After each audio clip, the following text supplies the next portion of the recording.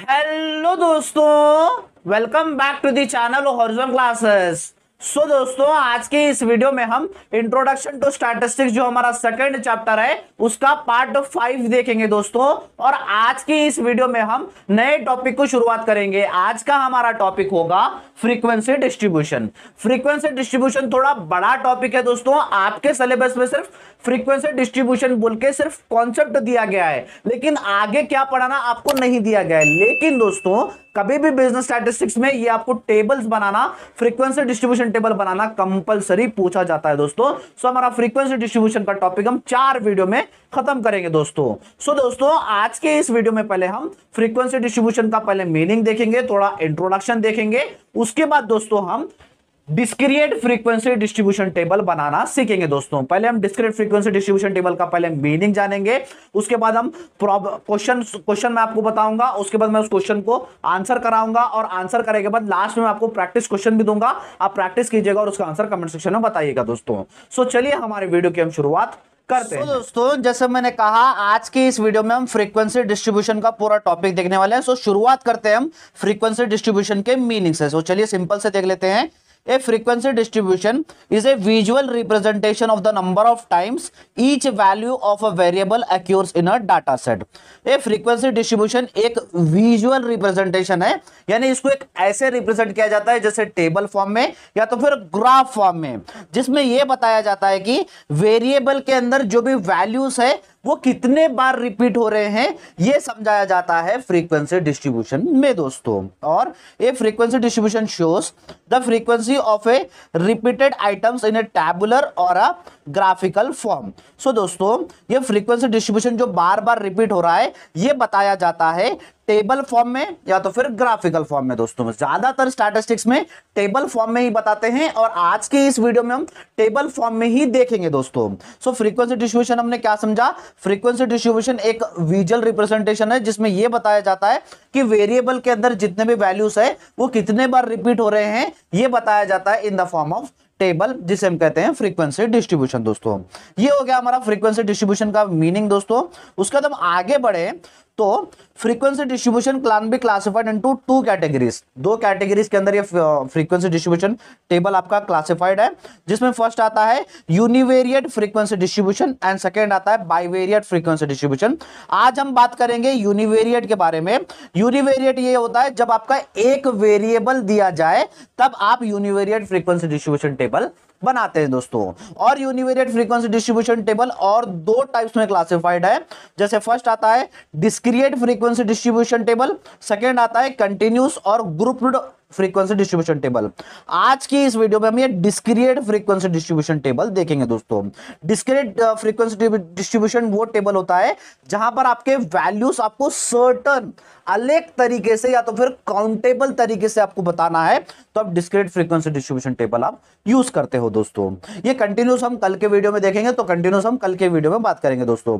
For example के तौर पर मैं आपको समझाता हूं। आपको ये बताना है, आपकी एक क्लास है, क्लास में आपको ये बताना है कि 80 मार्क्स कितने बच्चों ने स्कोर किए, 81 कितने जनों ने स्कोर किए, 82 कितने जनों ने स्कोर किए, 83 कितने जनों के स्कोर किए, 84 कितने जनों ने स्कोर किए। ऐसे मार्क्स आपको बताना है। जब आपको पर्टिकुलर एक ही वैल्यू के ऊपर आपको बताना है, एक ही वेरिएबल के ऊपर आपको बताना है, तो आप वहां पर डिस्क्रीट फ्रीक्वेंसी डिस्ट्रीब्यूशन टेबल आप बताते हो दोस्तों। ये आपको थ्योरेटिकल फॉर्म में ज्यादा नहीं पूछेगा, लेकिन आपको ये प्रॉब्लमेटिक प्रॉब्लम में ज्यादा पूछेगा, तो प्रॉब्लमेटिक के ऊपर ही चलेंगे। डिस्क्रीट फ्रीक्वेंसी डिस्ट्रीब्यूशन टेबल आज की इस वीडियो में क्लियर करेंगे। कल के वीडियो में कंटिन्यूस फ्रीक्वेंसी डिस्ट्रीब्यूशन टेबल देखेंगे। परसों के वीडियो में बाइवेरिएट फ्रीक्वेंसी डिस्ट्रीब्यूशन टेबल देख के हमारे फ्रीक्वेंसी डिस्ट्रीब्यूशन टेबल का कॉन्सेप्ट हम क्लियर करेंगे दोस्तों। सो चलिए डिस्क्रीट फ्रीक्वेंसी डिस्ट्रीब्यूशन का पहले हम क्वेश्चन पढ़ेंगे, उसके बाद हम आंसर करेंगे और लास्ट में मैं आपको उसी तरह का प्रैक्टिस क्वेश्चन भी दूंगा। प्रैक्टिस कीजिएगा और उसका आंसर कमेंट सेक्शन में बताइए दोस्तों। अब आपको स्क्रीन के ऊपर क्वेश्चन दिख रहा होगा, क्वेश्चन पढ़ लेते हैं। Construct the discrete frequency distribution table of marks scored by 40 students. यहां पर आपको 40 स्टूडेंट्स के नीचे मार्क्स दिए गए हैं, वो मार्क्स को लेते हुए आपको डिस्क्रीट फ्रीक्वेंसी डिस्ट्रीब्यूशन टेबल बनाना है दोस्तों। यहां पर मार्क्स है, एक जने ने 5 स्कोर किया है, एक जने ने 6 स्कोर किया है, एक जने ने 0 स्कोर किया है, एक जने ने 7 स्कोर किया है, एक जने ने 9 स्कोर किया है। ऐसे आपका पूरा 40 स्टूडेंट्स का डाटा दिया गया है दोस्तों। सो चलिए हमें डिस्क्रीट फ्रीक्वेंसी डिस्ट्रीब्यूशन टेबल बनाना है। सो चलिए बना लेते हैं दोस्तों। सो देखिए दोस्तों, यहां पर नीचे हमने डिस्क्रीट फ्रीक्वेंसी डिस्ट्रीब्यूशन टेबल हमने उतार लिया है, जहां पर फर्स्ट कॉलम आपका मार्क्स का आएगा, उसका टैली बार्स कैसे बनाने हैं वो देखेंगे, वो सेकंड कॉलम आएगा, और थर्ड आपका फ्रीक्वेंसी का कॉलम आएगा दोस्तों। ये फर्स्ट आपको मार्क्स का कॉलम यहां पर लिख लेना है दोस्तों। मार्क्स का कॉलम जैसे आपको 40 स्टूडेंट्स के मार्क्स दिए गए हैं, जिसमें आपको आउट ऑफ 10 है दोस्तों, यानी मैक्सिमम देखिए आपका मैक्सिमम आपका 10 है और मिनिमम आपका 0 है। ये सारे डाटा में दोस्तों, ये सारे डाटा में आपको जैसे मैंने कहा डिस्क्रीट सीरीज में आपको हर एक डाटा आपको बताना होता है। तो यहां पर आपको हर एक स्टूडेंट ने 0 भी स्कोर किए, 1 भी स्कोर किए, 2 भी स्कोर किए, 3 भी स्कोर किए, 4 भी स्कोर किए, 5 भी स्कोर किए, 6 है, 7 है, उसके बाद 8 है, उसके बाद देखिए दोस्तों 9 है, 10 है। तो पूरा आपका डाटा दिया गया। सो हमें क्या करना है, सारा डाटा लिखना है। सो 0 से लेके मैंने 10 तक सारा लिख लिया है। जितने नंबर्स आते हैं उतनों का आपको पूरे नंबर्स आपको लिखना होता है। जितने क्वेश्चन में आपको नंबर्स है वो सारे यहां पर आपको नंबर्स लिखने होते हैं दोस्तों। सो चलिए, अब बहुत ईजी है, पहले हम टैली बार्स बनाना सीखते हैं दोस्तों। देखिए दोस्तों, फर्स्ट हमारा है 0। 0 कितने बच्चों ने स्कोर किया है वो हमें देखना है दोस्तों। देखिए 0 कितने ने स्कोर किया, यहां पर 1 है, एक जने ने 0 स्कोर किया। उसके बाद देखिए 0 कहां था, जी नहीं, 0 कहीं भी नहीं है, तो टैली बार हमारा सिर्फ 1 है, तो यहां पर 1 उतार लीजिए दोस्तों। उसके बाद 1 कितने जनों ने स्कोर किया है, 1 कितने जनों ने स्कोर किया है, तो देखिए यहां पर 1 है, उसके बाद 1 हो गया, 2, उसके बाद 3, 4 बच्चों ने 1 स्कोर किया है। तो यहां पर टैली बार्स में आप कैसे उतारोगे, 1 2 3 4 बच्चों ने 1 मार्क्स स्कोर किए। उसका 2 है, देखिए दोस्तों उसका 2 देखिए, 2 कितने जनों ने स्कोर किया है, 1 2 3 4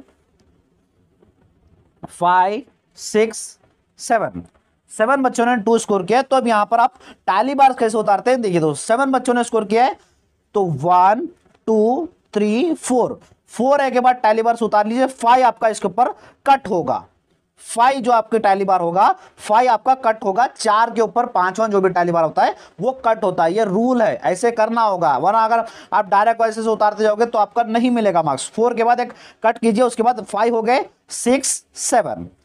समझ गए दोस्तों। यहां पर हम डायरेक्ट लिख लेते हैं, फ्रीक्वेंसी भी हम लिख लेते हैं दोस्तों, फ्रीक्वेंसी भी लिख लेते हैं। फ्रीक्वेंसी कुछ नहीं दोस्तों, टैली बार्स में जो नंबर्स है वो आपको यहां पर न्यूमेरिकल फॉर्म में लिखना है। जैसे 0 1 था, और 1 के कितने थे, 1 2 3 4 है। उसके बाद 2 के कितने हैं, 1 2 3 4 5 6 7 है दोस्तों। यहां तक क्लियर है। उसके बाद देखिए 3 मार्क्स कितने जनों ने स्कोर किया है, 3 कितने जनों ने स्कोर किया है, देखिए 1 2 3 4 जनों ने 3 स्कोर किया है। सो 4 जनों ने 3 स्कोर किया है, तो 1 2 3 4। क्लियर है दोस्तों। उसके बाद 4 मार्क्स कितने जनों ने स्कोर किया है, 4 मार्क्स देखिए 1 2 3 4 5 बच्चों ने 4 मार्क्स स्कोर किए।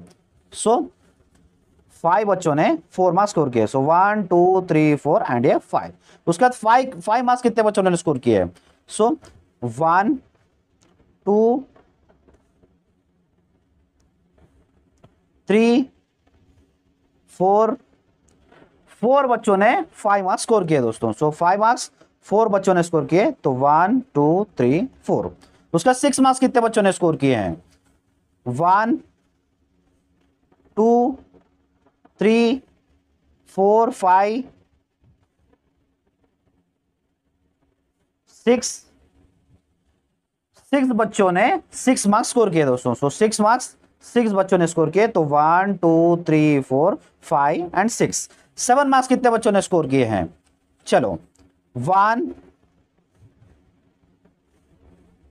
2 3 3 बच्चों ने 7 मार्क्स स्कोर किए दोस्तों। सो 7 ने 3 बच्चों ने स्कोर किए, 3 बोल दो, 1 2 3। उसके बाद 8 मार्क्स कितने बच्चों ने स्कोर किए हैं, चलिए 1 2 बच्चों ने 8 मार्क्स स्कोर किए हैं। सो 2 बच्चों ने 8 मार्क्स स्कोर किए हैं। सो 1 एंड 2। सो 9 कितने जनों ने स्कोर किए हैं, 9 देखिए 1 2 3 बच्चों ने 9 मार्क्स स्कोर किए हैं दोस्तों। 3 बच्चों ने 9 मार्क्स स्कोर किए। सो 1 2 3। उसका लास्ट है हमारा, लास्ट जैसे 10 कितने जनों ने स्कोर किए हैं।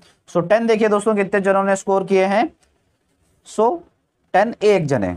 उसका देखिए 10 है, 10 सिर्फ एक ही है दोस्तों, और उसके बाद कोसा वैल्यू भी हमारा नहीं बचा। मैं टिक इसीलिए किया हूं कि हमें लास्ट में देखना है कि कोसा तो वैल्यू बचाएगी नहीं दोस्तों, कोसा वैल्यू नहीं बचा। जैसे हमारा 10 है, 10 सिर्फ एक बच्चे ने स्कोर किया है, तो यहां पर एक टैली बार उतार लीजिए दोस्तों। अब देखिए दोस्तों, जैसे हमने टैली बार्स बना लिए, फ्रीक्वेंसी बना लिया, जैसे हमारे क्वेश्चन में थे 40 स्टूडेंट्स का डाटा दिया गया था, जब हमें टोटल करेंगे, टोटल करने के बाद हमारा टोटल आना चाहिए 40 आना चाहिए। अगर 40 आया तो हमारा टोटल राइट है, नहीं आया तो हमारा आंसर पूरा रॉन्ग है दोस्तों।